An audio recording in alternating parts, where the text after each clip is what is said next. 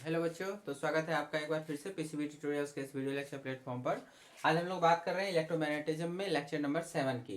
ठीक है, तो यहाँ पर बहुत इंपॉर्टेंट है बच्चों, ध्यान देना है एम्पियर सर्क्यूटल लॉ के बारे में। एम्पियर सर्क्यूटल लॉ के बारे में तो ये बिल्कुल आपने जो गॉस थ्योरम पढ़ा था इलेक्ट्रोस्टैट में, तो जो भी इंपॉर्टेंस इलेक्ट्रोस्टैट में गॉस थ्योरम का है वही इंपॉर्टेंस यहाँ पर इलेक्ट्रोमैग्नेटिज्म में आपका एम्पियर सर्क्यूटल लॉ का है। गॉस थ्योरम की मदद से आप एक इलेक्ट्रिक फील्ड का कैलकुलेशन करते थे, है ना। तो यहाँ भी आप इस एम्पियर सर्क्यूटल लॉ से मैग्नेटिक फील्ड का कैलकुलेशन करेंगे। तो आइए आपके सिलेबस के अकॉर्डिंग क्या पढ़ना है थोड़ा ध्यान दे दीजिए। तो इन जनरल में बात कर रहे हैं हम लोग। लॉ जो है वो काफ़ी ब्रॉड स्केल पर है, बट आपके सिलेबस के हिसाब से एनसीईआरटी के हिसाब से आपको बस इतना सा याद रखना है, the line integral of magnetic field. ये बात याद रखिएगा, line integral of magnetic field. ठीक है, एम्पियर सर्क्यूटल लॉ की बात आती है तो आपको ये लाइन मस्ट है यहाँ पे, लाइन इंटेग्रल जैसा कुछ। ठीक है, line integral of the magnetic field. Line integral का मतलब क्या होता है, देखिए ये मैथमेटिकल इसका मतलब यही होता है कि आपको एक क्लोज लूप के बारे में कहा जा रहा है, मतलब कि लूप के बारे में कहा जा रहा है। तो ये डीएल हो गया और ये इसका लाइन इंटेग्रल हो गया, जो कि क्लोज लूप के रूप में आएगा, इसलिए ऐसे करके दिखाते हैं। ठीक है, क्लोज, तो वही आगे जाके लिखा हुआ है in a close loop, line integral of magnetic field in a close loop. ये वर्ड जरूर याद रखिएगा पूरा, लाइन इंटेग्रल वाला। ठीक है, और बाकी ये लाइन भी पूरा पूरा याद रखेंगे एम्पियर सर्क्यूटल लॉ के लिए। तो the line integral of magnetic field in a close loop is equal to mu naught times the current enclosed by the loop. Simple सा नियम है कि line integral of magnetic field in a close loop, इसका मतलब यही हुआ, चूंकि magnetic field का लाइन इंटेग्रल करना है तो मतलब क्या होता है कि मैग्नेटिक फील्ड के साथ डीएल का डॉट प्रोडक्ट लेते हुए आप उसको क्लोज इंटेग्रल इस तरह से इंटीग्रेशन क्लोज इंटीग्रेशन के साथ दिखाएंगे, तो इसी का मतलब होगा line integral of magnetic field. इसको हम लोग वहां पर देखेंगे। ठीक है, ज्यादा समझ में आएगा। तो ये क्या कहता है कि line integral of magnetic field in a close loop जब आप निकालते हो तो that is equal to mu naught times the current enclosed by the loop. तो लूप के अंदर जितना भी करंट आपका इनक्लोज्ड होगा उसमें अगर आप म्यू नॉट लगा दो तो वो उसके बराबर हो जाता है। तो मैथमेटिकली स्टेटमेंट तो यही याद रखना है, integration of b dot D l in a close loop is equal to mu naught times i net. ठीक है, मतलब क्या हुआ यहाँ समझो आप, जैसे कि तीन इनफाइनाइट वायर्स हैं, इस तरह से जा रही है, इसमें करेंट्स I1 I2 I3, मान लो I1 ऊपर जा रहा है, I2 भी ऊपर जा रहा है और I3 नीचे जा रहा है। तो यहाँ पर सबसे पहली बात आई नेट क्या होगा, तो आई नेट आपको देखना है कि जब सेम डायरेक्शन में जाना है तो उनको ऐड करना है, और अपोजिट डायरेक्शन में आ रहा है तो उसको सब्ट्रैक्ट कर देना है। तो यहाँ पर जो आई नेट की वैल्यू आएगी, ये I1 I2 सेम डायरेक्शन में हमने प्लस कर दिया, I3 अपोजिट डायरेक्शन में हमने माइनस कर दिया। ठीक है, यहाँ पे ये चीज पहली बात तो ये कोशिश करेंगे कि ये जो आए हमेशा ये एक मैग्नीट्यूड में आए, मतलब पॉजिटिव आए। ठीक है, उस तरह से आपको काम करना है। तो ये एक बात हो गई। और अब आपको करना है क्या है, मान के चलिए आपको यहाँ पर मैग्नेटिक फील्ड निकालना है यहाँ पे कहीं पर, तो आप इस पॉइंट को इंक्लूड करते हुए क्या करेंगे, एक क्लोज लूप बनाएंगे, एक लूप बनाएंगे। ठीक है, तो हमने ये वाला लूप बना दिया। इसी लूप में आप देखोगे कि इस लूप, ये जो आपने लूप बनाया, इस लूप का अपना एक डायरेक्शन भी आपको डिसाइड करना पड़ेगा। ठीक है, आप अपने हिसाब से डिसाइड कर सकते हैं। वैसे लोग ये मान लेते हैं कि ठीक है चलो हम लोग वही आप क्लॉक जैसे कि स्क्रू को घुमा लो, जिधर एडवांसमेंट होगा उधर की ओर आपका अगर करंट जा रहा है तो उस हिसाब से आप अपना डायरेक्शन बना लो। बट ऐसा कुछ श्योर नहीं है, आप कहीं पर भी क्लॉकवाइज या एंटी क्लॉकवाइज डायरेक्शन ले सकते हो, दैट डजेंट मैटर। तो मान लो हमने इस तरह से यहाँ पे एंटी क्लॉकवाइज ले लिया। ठीक है, तो एंटी क्लॉकवाइज, तो ये सब क्या हो गया, ये सब डीएल हो गया। अब इसी को जब इंटीग्रेट करोगे, और ये क्लोज लूप में है, तो इसी को जब आप इंटीग्रेट करेंगे तो क्या हो जाएगा, ये पूरा पूरा ऐसे टर्म्स लिखा जाएगा कि इंटीग्रेशन ऑफ डीएल ऐसे। और आप मैग्नेटिक फील्ड के लिए कर रहे हो इसलिए बी डॉट डीएल, और जब आप यही काम करोगे तो वो आपको mu naught times i net हो जाता है। ठीक है, और ये जो लूप आपने बनाया इसी लूप को क्या बोलते हैं, एम्पियर्स लूप। सिलेबस के अकॉर्डिंग आप देखो तो आपको हमेशा सिमेट्रिकल लूप ही पढ़ने हैं ताकि आपको आराम से इंटीग्रेशन हो जाए। और सिमेट्रिकल लूप में एक खासियत होगी कि मैग्नेटिक फील्ड्स वगैरह जो होंगे वो इन जनरल कांस्टेंट नेचर के आ जाएंगे, तो वो आराम से आपको बाहर आ जाएंगे। अदरवाइज क्या होगा, कॉम्प्लिकेटेड मैग्नेटिक फील्ड आएंगे तो इंटीग्रेशन करने में काफ़ी दिक्कत हो जाएगी। ठीक है, बट लॉ आपका वैलिड है, आपको अगर निकालना है किसी भी जगह पर तो उस पॉइंट को क्लोज करता हुआ आप कोई सा भी लूप बना लो, एक क्लोज्ड होना चाहिए वो लूप, बस इतना सा कंडीशन है कि वो क्लोज्ड हो, ओपन लूप नहीं होना चाहिए। तो इसी क्लोज को दिखाने के लिए हम लोग इस तरह से सर्किल कर देते हैं, और डीएल का लाइन इंटीग्रल मतलब इंटीग्रेशन ऑफ डीएल मतलब पूरा क्लोज की लेंथ ऑफ द लूप, वो चीज़ चली आनी चाहिए। और उसको मैग्नेटिक फील्ड से आप यहाँ पर इंटीग्रेशन करो, दोनों का डॉट फील्ड लो, तो फिर काम हो जाएगा डॉट प्रोडक्ट। अब क्या होता है कि इस चीज़ का हम लोग जो आपके इंटर के सिलेबस में या नीट के सिलेबस में जो हम लोग को आसान होता है यूज़ करने में, समझने में, वो ये होता है कि इक्वेशन को काफ़ी अच्छा यूजफुल माना जाएगा। The equation is very useful for the calculation of magnetic field in following condition. जब ये सब कंडीशंस हमें यहाँ पर रहेंगे 1 2 3, तो आपको इसको यूज़ करने में काफ़ी आसानी होगी और आप काफ़ी सारे सिचुएशंस में मैग्नेटिक फील्ड आसानी से निकाल पाओगे। क्या? पहली बात, at every point of the close path b should be parallel to d l vector. मतलब कि हर एक जगह जो भी आपने क्लोज पाथ बनाया हुआ है, जैसे हमने यहाँ पे अगर क्लोज पाथ ऐसे करके देखो बनाया हुआ है, तो यहाँ पर ये जरूरी नहीं है कि यहाँ पर जो मैग्नेटिक फील्ड की वैल्यू हो वो यहाँ पर भी हो, वो यहाँ पर भी हो, जरूरी नहीं है। डिपेंडिंग अपॉन करंट की वैल्यू क्या है, बहुत सारी बातों पर डिपेंड कर जाएगी यहाँ पर। तो यहाँ पर तो भैया इसका अगर आप यूज करोगे तो आंसर आएगा उससे, लेकिन क्या होगा कि इन पोजीशंस पे मैग्नेटिक फील्ड कांस्टेंट नहीं है, तो फिर ये यहाँ से बाहर नहीं आ पाएगा, आपको कैलकुलेशंस काफ़ी लेंदी होंगे, कॉम्प्लेक्स होंगे। तो ऐसे सिचुएशंस आपको यहाँ पे इंटर के सिलेबस में तो पढ़ने नहीं है। तो पढ़ने कैसे हैं? इस तरह के सिचुएशंस पढ़ने हैं। यहाँ पे देखिए एक सिंगल स्ट्रेट वायर होना चाहिए, और उसकी वजह से अगर आप देखो कि अगर आप आर दूरी पर क्लोज लूप बनाते हो तो इन पॉइंट्स पर आप कहीं भी चले जाएं तो magnitude of the magnetic field क्या होगा? सेम ही हो जाएगा ना। क्लियर है? ये बात पता है हमको पहले से कि इक्वल डिस्टेंस पे अगर जाएंगे तो जो magnitude of the magnetic field आएगी that remains the same, constant आएगी। तो ऐसे सिचुएशन में बहुत अच्छी तरह से हम यूज कर पाएंगे, इसको सॉल्व कर पाएंगे, है ना। अदरवाइज क्या होगा ऐसे सिचुएशंस में, या और भी अगर लूप आपने टेढ़ा मेढ़ा बनाया होगा, वैसे सिचुएशंस में आपको जो कैलकुलेशन होंगे वो काफ़ी टफ हो जाएंगे, तो आपको नहीं देता। तो आपको सिंपल केस क्या क्या देखना है, सो देखो, at every point of the close loop b must be parallel to d f. Magnetic field has the same magnitude b at all places on the close loop. ये देख रहे हैं। और हाँ, ये पैरेलल वाली बात, तो यहाँ पे आपको पैरेलल दिखाई दे रहा होगा क्योंकि जो आपको मैग्नेटिक फील्ड होगा ना वो भी आपको इसी तरह से लूप में चलेगा, है ना। आप जानते हैं कि अगर करंट कैरिंग वायर होता है तो इसके साथ क्या होता है, अंगूठे को रखना होता है, आपको जो लॉ बताया गया इस हिसाब से, और कर्ल को ऐसे घुमा लो इस तरह से। तो ये जो ऐसे करके आपने घुमाया तो मैग्नेटिक फील्ड भी उसी तरह से सर्कुलर टाइप से आएगा, और आपका जो डीएल वेक्टर है वो भी अपने सर्कुलर में जा रहा है। तो हर जगह b is parallel to d l, और बी हर जगह पर क्या है, इक्वल वैल्यू का है। उसके बाद क्या है, the law holds good for steady currents. यहाँ जो करंट आप देख रहे हो ये क्या है, वेरी तो कर नहीं रहा है, ये this is always constant which does not change with time. ठीक है, तो ऐसी जगहों पर आप आराम से इसका यूज कर सकते हो। तो वही है applications of ampere circuit law में। अब आपको पढ़ना है for infinite current carrying straight wire, जो यहाँ पे दिया हुआ है। तो आप देख सकते हैं कि इस पर आप यूज़ किया B dot D l mu naught I net. तो चूंकि बी आपका हर जगह कांस्टेंट है magnitude, B is parallel to d l, so आपका डॉट प्रोडक्ट लोगे तो क्या होगा, cos जीरो इज 1, सो सीधा सीधा b into integration of d l हो जाएगा। तो बी आपका कांस्टेंट बाहर आ गया, इंटीग्रेशन ऑफ डी एल, तो ये क्लोज इंटीग्रल मतलब इसकी पूरी लेंथ, तो इसकी पूरी लेंथ क्या है, आर रेडियस के हिसाब से 2 पाई आर है, सीधे लिख सकते हैं। बाकी इधर म्यू नॉट और अंदर में करंट एक लौता करंट है आई, तो अपना आई रख देंगे। यहाँ माइनस आई रखने की कोई जरूरत नहीं है, आपको मैग्नीट्यूड में निकालना चाहिए। जो मैग्नेटिक फील्ड का मैग्नीट्यूड यहाँ पे आप निकालते हो वो क्या होता है, पॉजिटिव ही रहता है। तो इस तरह से तो म्यू नॉट आई हो गया इधर, और ये 2 पाई, तो बी क्या बन गया, mu naught I by 2 pi are. और इसी चीज़ को आप लिख सकते हैं mu naught by 4 pi into 2 i by r, इस रूप में भी आपने याद कर रखा है ना। तो इस तरह से आप इसको समझ सकते हैं। तो ऐसे ही अब और भी अच्छे अच्छे एप्लीकेशंस हैं जिस पर आपको सवाल पूछा जाता है, नीट में क्वेश्चन आते हैं, आपके बोर्ड में क्वेश्चन आते हैं, तो देखिए ज़रा उनको। आइए बच्चों, तो देखेंगे यहाँ पर हम लोग मैग्नेटिक फील्ड इस बार कैलकुलेट करेंगे due to a cylindrical wire.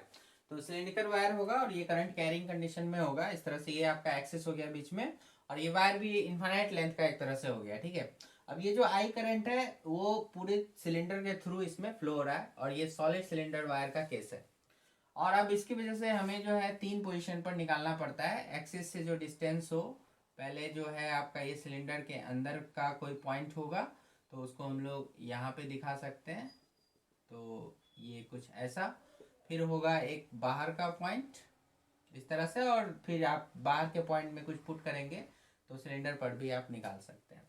तो खैर हम लोग एक इनसाइड का पॉइंट और एक आउटसाइड का पॉइंट लेंगे। तो ये हो गया आपका पी इन, ये हो गया आपका पी आउट।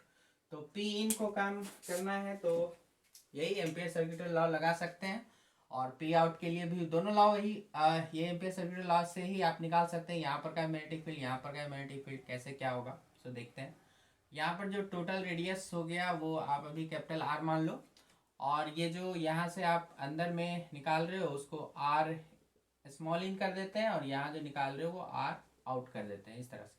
तो करना क्या होता है कि यहाँ से कंटेन करता हुआ एक लूप बनाएंगे, इसी तरह यहाँ से भी कंटेन करता हुआ एक लूप बनाएंगे, है ना, इस तरह का काम करेंगे।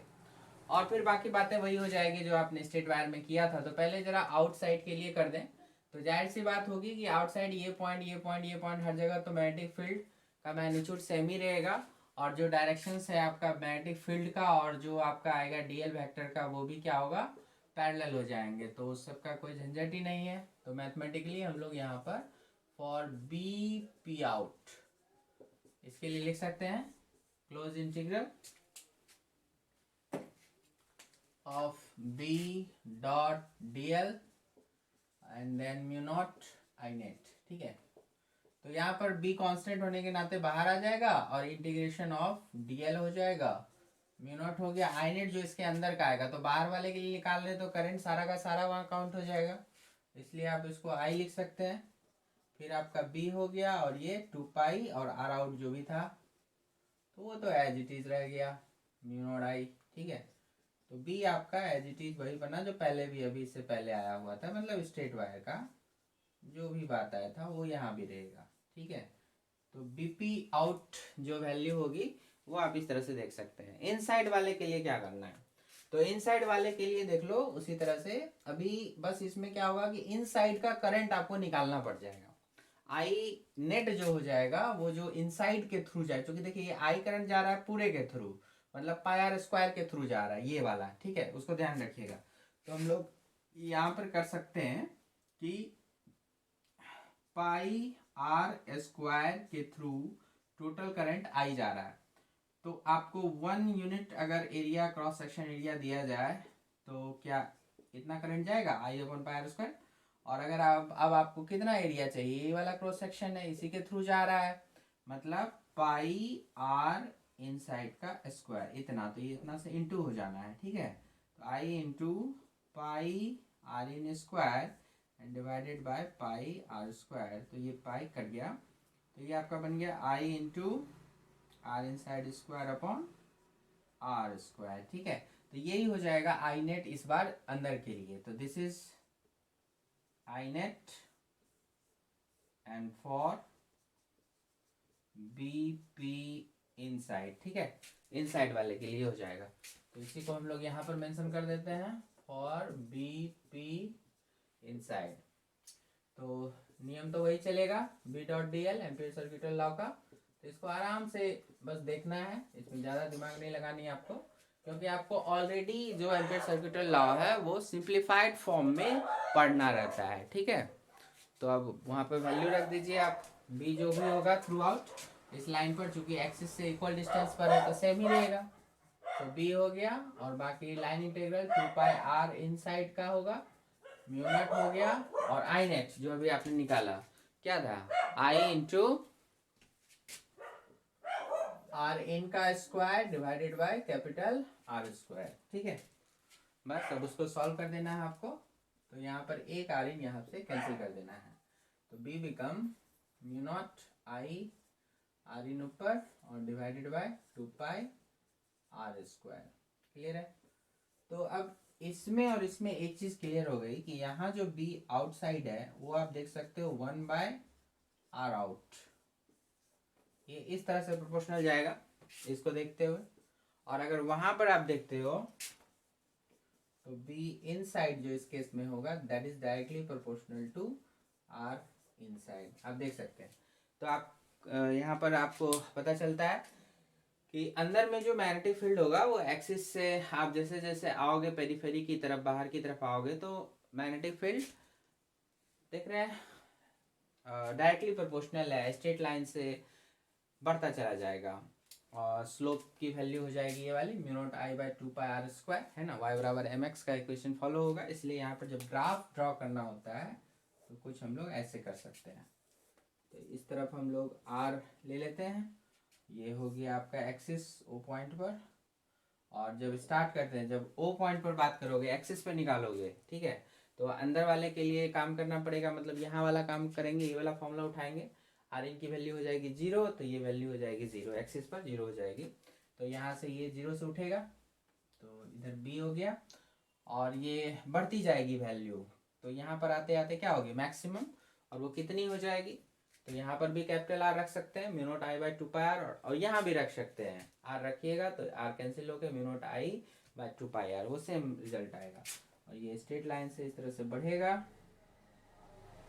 और ये वैल्यू हो गई mu naught I upon 2 pi R, ठीक है, ये सरफेस पर आ गया ये वैल्यू। अच्छा, ये स्लोप यही बता रहे थे, स्लोप अगर इसको थीटा कहा जाए तो यहाँ पर जो ये टेन थीटा है, तो वो इनसाइड के लिए वहाँ से उठाइए, तो mu naught I by 2 pi are square, यही आपका स्लोप है इस लाइन का। और उसके बाद क्या हुआ है यहाँ पर देखिए, इन्वर्सली प्रोपोर्शनल, तो इन्वर्सली प्रोपोर्शनल के हिसाब से ये वैल्यू जो है हाइपरबोलिकली डिक्रीज होती चली गई, ठीक है, ये इन्फिनिटी पर जाकर के मिलेगी, उसको इस तरह से दिखाएंगे, तो इस तरह से दिखा सकते हैं इसको कुछ इस तरह, ठीक है। तो यहाँ पर आप लिख सकते हैं हाइपरबोलिकली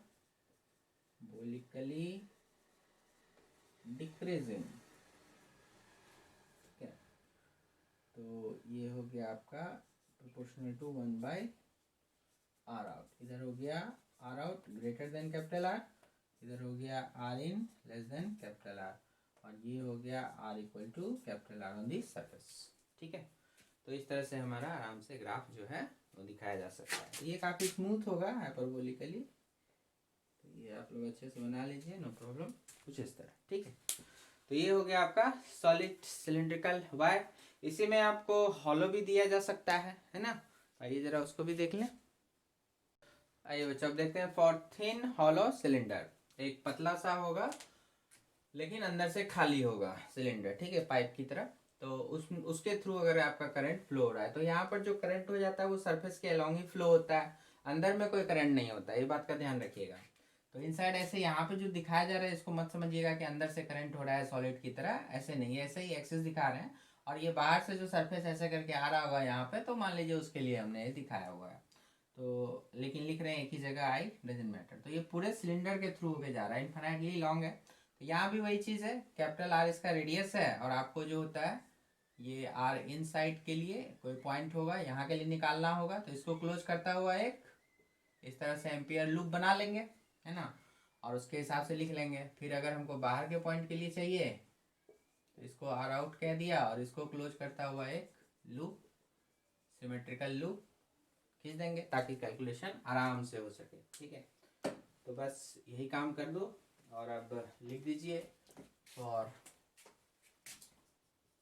बी पी इनसाइड, यहाँ पर के लिए काम कर रहे हैं, बी पी इनसाइड, यहाँ हो गया बी पी आउटसाइड, ठीक है। तो इनसाइड के लिए पहले काम कर लेते हैं, थोड़ा आसान पड़ेगा, क्यों, तो देखो गौर से यहाँ पे देखिए, यहाँ पर जो आई नेट की वैल्यू आएगी, मतलब इस लूप के अंदर में करंट की जो वैल्यू आएगी, तो वो हो जाएगी 0, क्योंकि जैसा मैंने कहा कि आपको जब हॉलो सिलेंडर में काम करना है, तो अंदर से होके कोई करंट जाएगा नहीं, जो भी करंट होगा वो सरफेस के अलोंग चलेगा, ठीक है। तो सरफेस के अलोंग निकल गया, वो सारा का सारा चारों साइड से निकल गया, और आप अंदर की चीज़ों को देखना चाह रहे हैं, तो फिर क्या होगा, अंदर में जो इस लूप के अंदर में जो करंट आएगा उसकी वैल्यू तो हो जाएगी 0, ठीक है। तो उसकी वैल्यू ही जब 0 हो गई, तो इधर भी फील्ड क्या हो जाएगा, 0 हो जाएगा। सो आप डायरेक्टली लिख सकते हैं बी इज 0, और यहाँ पर कहेंगे चूंकि आई नेट इज 0, ठीक है। तो इनसाइड के लिए तो आपको 0 आ गया। चलिए for B P outside, outside के लिए अगर बात करें, तो यहाँ पर बी इन कर देता हूँ, ठीक है। बी पी आउट मैंने यहाँ के लिए, तो यहाँ के लिए तो आई नेट टोटल आई, तो यहाँ तो काउंट करेगा वो, तो इसके लिए तो कुछ ना कुछ वैल्यू आएगी, और वो वैल्यू वही आएगी जो पहले आई थी। देखिए कैसे, क्योंकि बी आपका यहाँ यहाँ यहाँ हर जगह क्या होगा, चूंकि इक्वल डिस्टेंस पर है, सिमेट्रिकल है, तो एक जैसा, सो कांस्टेंट बाहर आ गया। बाकी बी इज ऑलवेज यहाँ पे पैरेलल टू डी एल है ही, आप देख सकते हैं। सो उसकी value 2 pi R out, okay, और म्यू नॉट और आई नेट की वैल्यू यहाँ पर आई हो जाएगी, इसके लूप के अंदर सारा का सारा आई करंट रहेगा। सो आपका बी आउटसाइड जो हुआ वो क्या हो गया, म्यू नॉट आई और 2 पाई आर आउट, ठीक है, इस तरह से। तो आप देख सकते हैं बाहर में पहले भी वही बात हुई थी, B out proportional to 1 by R out आया था, तो वो यहाँ भी आ रहा है, ठीक है। और अंदर में केवल क्या फर्क पड़ गया, 0 आ गया। तो सरफेस पे अगर निकालना होगा तो क्या करना है, आर आउट को कैपिटल आर के बराबर रख देना है, mu naught I by 2 pi R हो जाएगा। चलिए यहाँ भी आपसे ग्राफ पूछा जाएगा, तो ग्राफ दिखा सकते हैं इस तरह से, ओ पॉइंट मतलब एक्सिस के अलॉन्ग, अब एक्सिस से दूरी, तो आप देख सकते हैं अंदर में 0 है 0 है 0 है, कब तक, सरफेस तक, और सरफेस पर एकदम से वैल्यू आएगी, तो कितनी वैल्यू आएगी यहाँ पे, तो वैल्यू हमारी हो जाएगी ये mu naught I by 2 pi and capital R. R out की वैल्यू को क्या करना है, कैपिटल आर रख देना है, तो mu naught I by 2 pi R वहाँ रख दीजिए, और बाकी क्या है, आर 1 बाय आर आउट के हिसाब से चलेगा। बाकी इन साइड 0 है, इसलिए अंदर में यहाँ पे देख रहे हैं कुछ भी लाइन नहीं है, कोई लाइन नहीं है, इसको लाइन मत समझिएगा, ये जस्ट इस पॉइंट को मिलान दिखाने के लिए यहाँ पे डॉटेड लाइन बनाया गया, आप नहीं भी बनाएंगे तो चलेगा, ठीक है। तो बोल्ड लाइन जो होती है वही ग्राफ में वैलिड होता है, डॉटेड लाइन ग्राफ में वैलिड नहीं होता है, ठीक है, याद रखिएगा।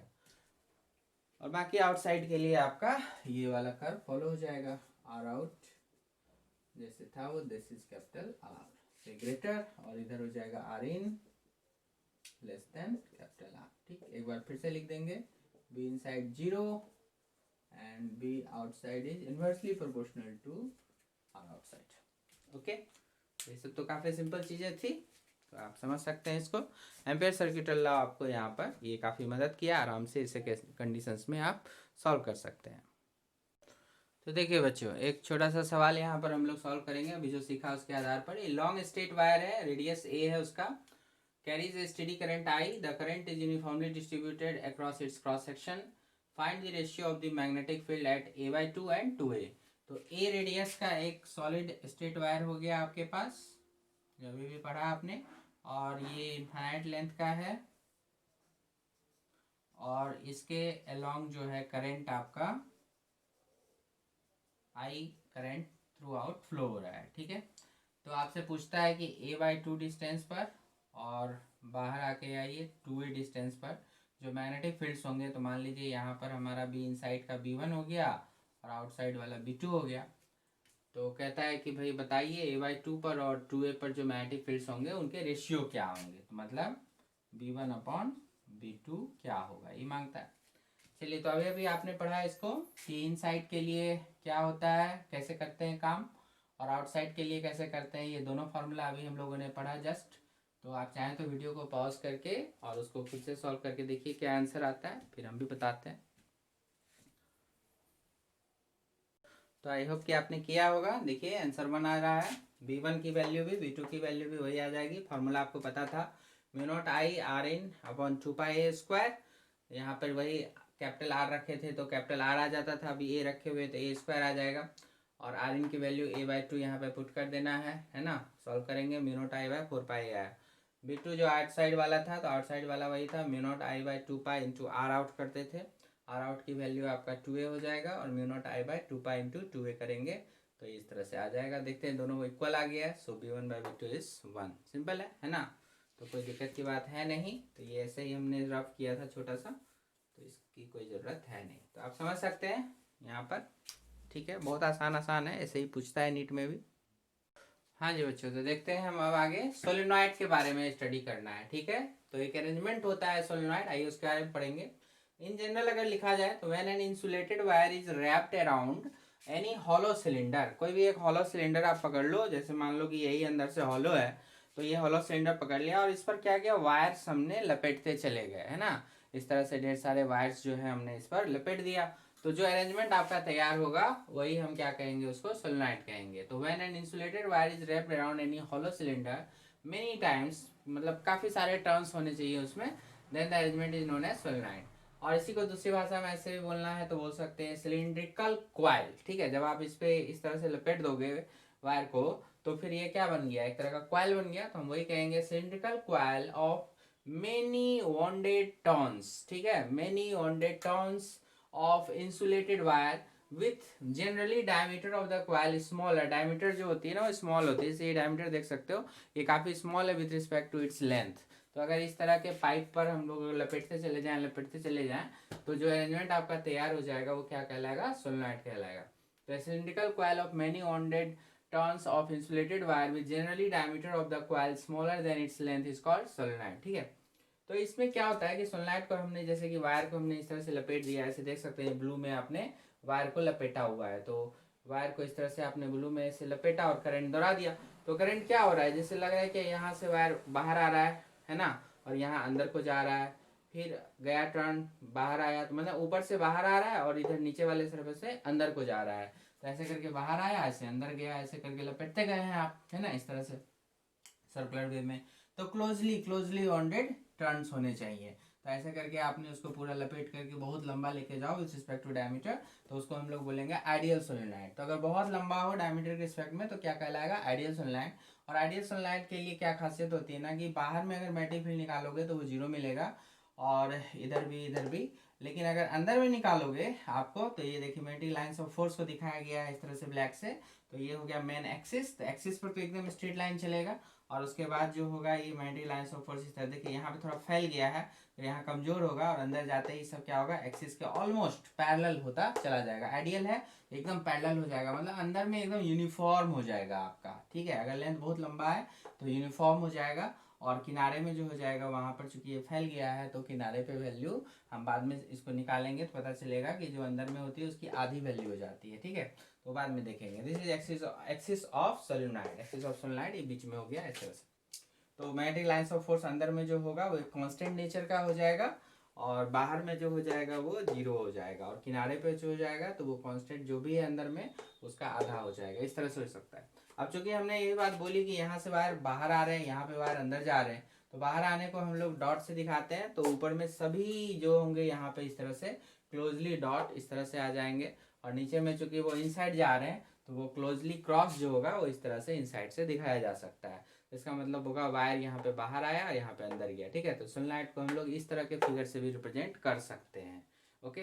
तो अब हम लोग यहाँ पर पढ़ेंगे इनफाइनाइट लेंथ का अगर होगा तो याद रखिएगा बाहर में जीरो वैल्यू हो जाती है, और अंदर में कांस्टेंट, और किनारे पे जो भी अंदर में कांस्टेंट वैल्यू है उसकी आधी वैल्यू हो जाती है। तो वो सब कैसे क्या होता है, तो उसके लिए हमको यहाँ पे थोड़ा सा फॉर्मूला पढ़ना होता है। तो अब यहाँ पर पढ़ते हैं थोड़ा सा फाइनाइट लेंथ ऑफ सोलेनॉइड के बारे में। मतलब अभी तो बताया हमने इनफाइनाइट है, तब अगर फाइनाइट लेंथ है, छोटी लेंथ है, तब यहाँ पे बी आउट जीरो नहीं होता, समथिंग होता है बट आपको निकालने के लिए नहीं कहता, लेकिन अंदर में निकालने के लिए भी कहा जा सकता है ना। क्योंकि क्या होता है कि सिर्फ सेंटर पर की वैल्यू तब आप कह सकते हैं कि कितना होगा, बाकी इधर उधर के पोजीशंस होंगे तो वहाँ वैल्यू वेरी करेंगे, तो उसके लिए कुछ फार्मूला है, तो आइए जरा उनको भी हम लोग जल्दी से देख लें। अरे बच्चों सोलेनॉइड के बारे में और डिटेल जानते हैं, और यहाँ पे ये बहुत इंपॉर्टेंट डिस्कशन होगा आपके न्यूमेरिकल को सॉल्व करने के लिए, तो ध्यान दीजिएगा। अगर फाइनाइट लेंथ का सोलेनॉइड है, जैसे ये हो गया आपका एल लेंथ का है कुछ अपना, इसका फाइनाइट लेंथ हो गया, और आपको अंदर में किसी पॉइंट पर निकालना है, तो याद रखिएगा बच्चों कि अंदर में जो भी पॉइंट्स होंगे ना वहाँ पे वेरिएबल मैग्नेटिक फील्ड होगी, कांस्टेंट नहीं हो पाएगी फाइनाइट लेंथ के केस में। इनफाइनाइट लेंथ का है तब फिर कांस्टेंट हो जाएगा। तो फाइनाइट लेंथ के केस में आपको एक फॉर्मूला काफ़ी सारे कैलकुलेशंस को करके निकाला गया। तो वो देखिए क्या फॉर्मूला हम लोगों को मिला, कुछ ऐसा फॉर्मूला हम लोग को मिलता है, mu naught N I by 2 into sine alpha plus sine beta. जहाँ पर क्या है ये सब टर्म समझिएगा, स्मॉल एन आई, आई तो आप समझ रहे हैं कि जो वायर आपने लपेटा हुआ है उसमें जो करंट फ्लो कर रहा है वो वैल्यू आई है। अल्फा बीटा आपको फिगर में दिख रहा होगा, जैसे सोलेनॉइड के अंदर में आप इस पॉइंट पे निकालने हैं आपको, तो क्या करना है, इसको स्ट्रेट सीधा मिला दीजिए, परपेंडिकुलर डाल दीजिए, और इधर एक इंच पे इधर मिला दीजिए, एक इंच पे उधर मिला दीजिए, ठीक है। आपको एक्सिस पर ही बेसिकली निकालना होता है, ध्यान रखिएगा। तो आपने इसको इधर मिला दिया, उधर मिला दिया, अब इधर का एंगल मान लीजिए अल्फा हो गया, उधर का एंगल हो गया बीटा, तो ये कन्वर्ट हो जाएगा इसमें sine alpha plus sine beta and mu naught N I by 2। N क्या है उसको समझिएगा, small N is equal to capital N by small L. Small L क्या है, length of the solenoid, capital N क्या है, टोटल नंबर ऑफ टर्न्स, जो भी वायर्स के आपने टोटल नंबर ऑफ टर्न यहाँ पे दिए हुए हैं वो आपका हो गया कैपिटल एन, और स्मॉल एल हो गया लेंथ ऑफ द सोलेनॉइड, और तो स्मॉल एन बन गया आपका number of turns per unit length. Per unit length आपने कितना नंबर ऑफ टर्न्स घुमाया हुआ है, मैंने एक यूनिट डिस्टेंस पर कितने टर्न्स आपके आ रहे हैं, ठीक है। तो capital N by small N, उसी को स्मॉल एन कहते हैं, तो उसी के टर्म में आपका यहाँ पर जवाब आता है। तो अब क्लियर सी बात है, अगर हम लोग इनफाइनाइट लेंथ की बात करेंगे कि ये एकदम पूरा लंबा लंबा हो बहुत ज़्यादा, तो आपका ये वाला एंड बिल्कुल इधर आ जाएगा, तो अल्फ़ा आपका बढ़ता चला जाएगा। तो ये एंड बिल्कुल बिल्कुल बिल्कुल अगर यहाँ आ जाए तो आप देख सकते हैं कि अल्फ़ा बढ़ता जाएगा, बढ़ता बढ़ता कहाँ 90 पे अप्रोच करेगा। वही हाल उधर बीटा का भी होगा इनफाइनाइट लेंथ के लिए। तो फिर अल्फ़ा भी 90, बीटा भी 90 और इनफाइनाइट लेंथ सोलेनॉइड। तो इसका मतलब यहाँ 90, यहाँ 90 रखिए, 1 + 1 2 हो जाएगा। साइन 90 इज़ 1, सो 1 + 1 2, 2 2 कैंसिल हो गया, क्या बचेगा म्यू नॉट एन आई बचेगा। लेकिन अगर वन एंड की बात करें तो वन एंड की बात करोगे तो फिर ये भाई जो परपेंडिकुलर लाइन है वो भी वही लाइन, और जो अल्फा वाली लाइन आएगी इंड को मिलाने पर वो भी वही लाइन, दोनों लाइन जो होगी पैरेलल हो जाएगी, सेम लाइन हो जाएगी, तो अल्फा बन जाएगा 0। लेकिन दूसरा एंड जो है वो इन्फाइनाइट है, तो यहाँ से अगर मिलाएंगे तो बीटा टेंस टू 90, तो आपका अल्फा 0 हो गया, बीटा 90 हो गया।